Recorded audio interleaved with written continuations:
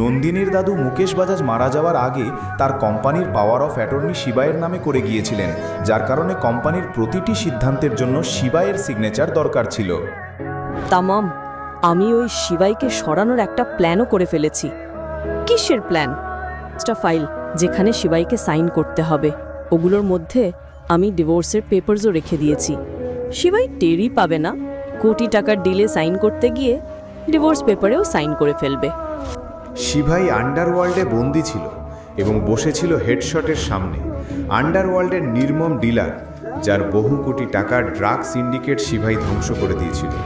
হেডশটের চোখে ছিল ঘৃণা, আর শিবাইয়ের মুখে শুধু প্রতীক্ষা। জানিস কেন মহাকালকে? তারপর ডামরুর শব্দ বদলে যেতে লাগলো হেলিকপ্টারের প্রচণ্ড গর্জনে। কি হচ্ছে স্যার? বলেছিলাম না একটু অপেক্ষা করতে। আজ ব্ল্যাক ক্যাট কমান্ডোসের লিডার শিবাইকে বাধা অবস্থায় রক্তে ভিজে যেতে দেখে তার চোখ আগুনে জ্বলে উঠল। তোরা কি করেছিস হারামজাদা? হ্যাঁ, তোরা জানিস না উনি কে? কিন্তু হেডশটের ঔদ্ধত্য বেশিক্ষণ টিকতে পারল না, আর এরপর সারতাজ যা বলল তা শুনে হেডশট শিবাইকে কিছু বলার আগেই শিবাই সেখান থেকে চলে গিয়েছিল।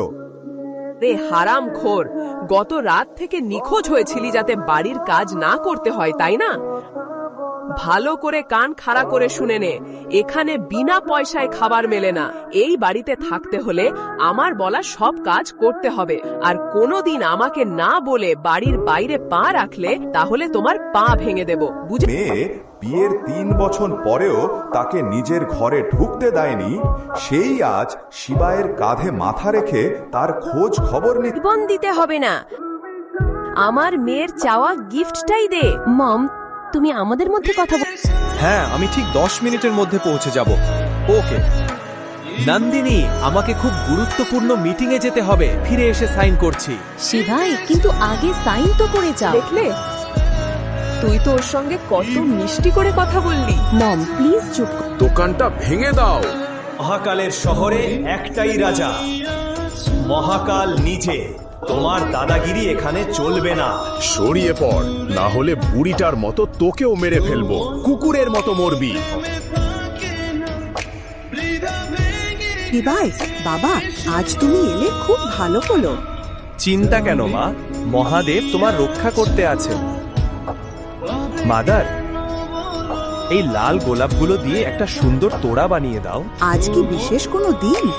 হ্যাঁ মা, আজ আমার আর নন্দিনীর 3য় বিবাহ বার্ষিকী। দেরি হলো, আর তা দেখে এর মুখে একটা হাসি ফুটে উঠল। ওহ ওয়াও, এখন ওকে আমাকে ভালোবাসতেই হবে মা। না না বাবা, আজ তুমি আমার জন্য যা করেছো তারপরে আমি টাকা নেব না। মা, তুমি আজ টাকা না নিলে আমি আর কখনো তোমার কাছ থেকে ফুল কিনবো না। শিবায়ের এই মিষ্টি হুমকিতে ওল্ড ওমেনের আর কিছু বলার ছিল না। তিনি হাসলেন এবং টাকা নিলেন। শিবাই তোড়া নিয়ে রাগ করে থাকা নন্দিনীকে মানাতে চলে গেল এবং তাকে শুভ অ্যানিভার্সারি জানালো। হ্যালো, হ্যাঁ প্লিজ প্লিজ বলো আমাকে কি করতে হবে। খুব বেশি কিছু না, শুধু এই রাতটা আমাকে উৎসর্গ করতে হবে। ভরসা করছিল সেই স্ত্রী শিবায়ের গালে এক চড় বসিয়ে দিল সবার সামনে। কিভাবে সাহস হলো তোমার? তুমি এখানে এলে কিভাবে? নন্দিনী, তুমি এইসব লোকের মাঝে কি করছো? কে আপনাকে বিরক্ত করছে?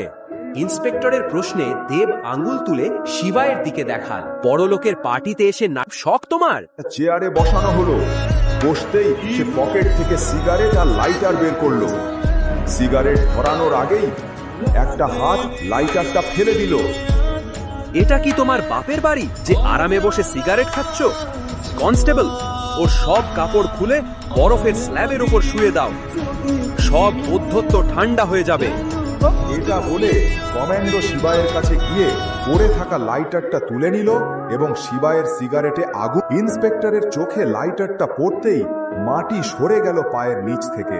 তার পা কাঁপতে লাগলো, আর তিনি হাঁটু গেড়ে শিবায়ের সামনে হাত জোর করে বললেন, মেজর মাহেশ্বরী। লাইটার দেখে কেন ভয় পেয়েছিল? সে শিবাইকে মেজর মাহেশ্বরী বলছিল।